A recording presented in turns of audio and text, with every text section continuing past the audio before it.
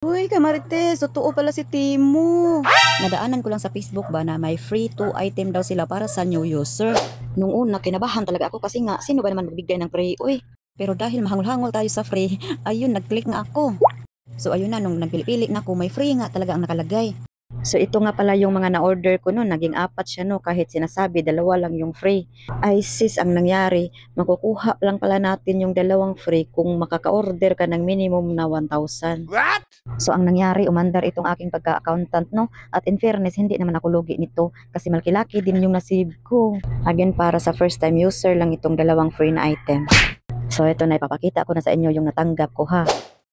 O ito ang kamera, ang drone, ang Minifan handheld, at wow, ang inaasam-asam kong Bluetooth speaker na napakaganda. So sakto ang lahat na order ko na dumating no, na akala ko na ma-scam ako pero totoo pala. At kahit nabudol ako ng 1,000 pero 600 plus din naman itong naging free ko. Not bad. Depende pala sa iyo no kung ano yung pipiliin mo na free no. Pwede kang pumili ng mga mamahalin ba. So Kamarites, kung gusto mo rin makakakuha ng 2 free bilang first time user, ilalagay ko sa comment section ang link sa voucher na ito ha. Thanks for watching. Nice.